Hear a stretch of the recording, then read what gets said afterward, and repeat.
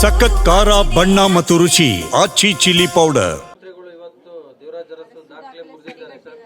ನೋಡಿ, ಭಾಳ ಸ್ಪಷ್ಟವಾಗಿ ಮಾನ್ಯ ಮುಖ್ಯಮಂತ್ರಿಗಳು ಹೇಳಿದ್ದಾರೆ. ರೆಕಾರ್ಡ್ಗೋಸ್ಕರ ಅವರು ರಾಜಕೀಯ ಮಾಡ್ತಾ ಇಲ್ಲ, ಜನರ ಸೇವೆಗೋಸ್ಕರ ಮಾಡ್ತಾ ಇದ್ದಾರೆ. ಅವ್ರದ್ದಾದಂಥ ಒಂದು ಛಾಪನ್ನು ಕರ್ನಾಟಕದ ಇತಿಹಾಸದ ಪುಟದಲ್ಲಿ ಮೂಡಿಸಿ ಅವರಾಗಲೇ ಮಾಡಿದ್ದಾರೆ. ದಾಖಲೆ ಮಟ್ಟದ ಬಜೆಟ್ಗಳನ್ನು ನೀಡಿದ್ದಾರೆ. ಸಾಮಾಜಿಕ ನ್ಯಾಯದ ಪರವಾಗಿ, ಸಂವಿಧಾನದ ಪರವಾಗಿ ಅವರು ಕೆಲಸ ಮಾಡಿದ್ದಾರೆ. ಕಾಂಗ್ರೆಸ್ ಪರವಾಗಿ ದುಡಿದಿದ್ದಾರೆ, ಜನರ ಪರವಾಗಿ ದುಡಿತಾ ಇದ್ದಾರೆ.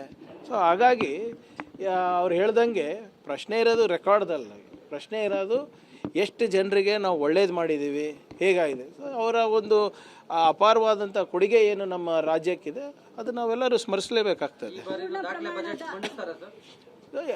ಆಗಲೇ ಮಾನ್ಯ ಮುಖ್ಯಮಂತ್ರಿಗಳು ಅದ್ರ ಬಗ್ಗೆ ಸ್ಪಷ್ಟೀಕರಣ ಕೊಟ್ಟಾದ್ಮೇಲೆ ಯಾಕೆ ಅಷ್ಟು ಅನುಮಾನ ಪಡ್ತೀರಾ? You heard it from the horse's mouth ಅಲ್ಲ, ಬೇರೆಯವ್ರು ಯಾರಿಗೆ ಕೇಳಬೇಕು ಅದ್ರ ಬಗ್ಗೆ? ಅದ್ರ ಬಗ್ಗೆನೂ ಅವ್ರು ಸ್ಪಷ್ಟೀಕರಣ ಕೊಟ್ಟಾದ್ಮೇಲೆ ನಮ್ಮಂಥವ್ರಿಗೆ ಕೇಳಿ ಪ್ರಯೋಜನ ಏನು? ಇಲ್ಲ, ಪ್ರಯೋಜನ ಏನು ಹೇಳಿ, ಈಗ ಅವರೇ ಹೇಳಿದ್ದಾರೆ. ಹೌದು, ಅದಕ್ಕೆ ನೋಡಿ, ಅವರ ಕೊಡುಗೆ ನಮ್ಮ ರಾಜ್ಯಕ್ಕೆ ಅಪಾರವಾಗಿದೆ. ಹಿಂದುಳಿದ ವರ್ಗದವರಿಗಿರ್ಬೋದು, ಯಾರಿಗೆ ಧ್ವನಿ ಇಲ್ಲ ಅವರಿಗಿರ್ಬೋದು, ಅಪಾರವಾದಂಥ ಕೊಡುಗೆ ಇದೆ ನಮ್ಮ ರಾಜ್ಯಕ್ಕೆ. ಸೊ ಅದರಿಂದ ಈಗ ಕಾಂಗ್ರೆಸ್ ಪಾರ್ಟಿ ಗುರುತಿಸ್ಬಿಟ್ಟೆ ಅಲ್ಲ ಅವರಿಗೆ ನಾಯಕರಂತ ಮಾಡಿದ್ದು. ಈಗ ವಾಟ್ ಎವರ್ ಇಟ್ ಈಸ್, ಅವರು ಬಜೆಟ್ ಮಂಡನೆ ಬಗ್ಗೆ ಇರ್ಬೋದು, ಪೂರ್ಣಾವಧಿ ಬಗ್ಗೆ ಇರ್ಬೋದು, ಅವ್ರು ಸ್ಪಷ್ಟೀಕರಣ ಕೊಟ್ಟಾದ್ಮೇಲೆ ನಾವು ಮಾತಾಡೋದು ಸೂಕ್ತ ಅಲ್ಲ.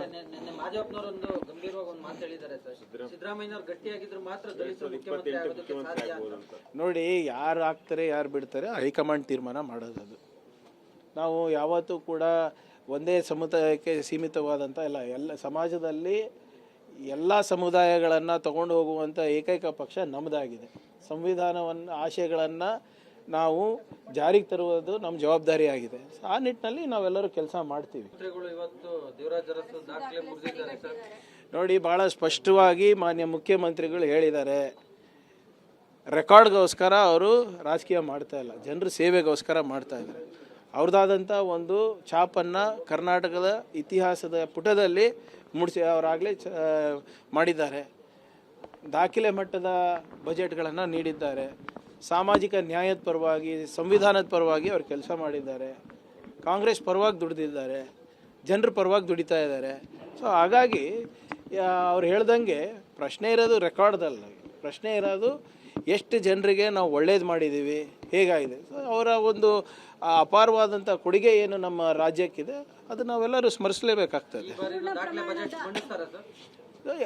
ಆಗಲೇ ಮಾನ್ಯ ಮುಖ್ಯಮಂತ್ರಿಗಳು ಅದ್ರ ಬಗ್ಗೆ ಸ್ಪಷ್ಟೀಕರಣ ಕೊಟ್ಟಾದ್ಮೇಲೆ ಯಾಕೆ ಅಷ್ಟು ಅನುಮಾನ ಪಡ್ತೀರಾ?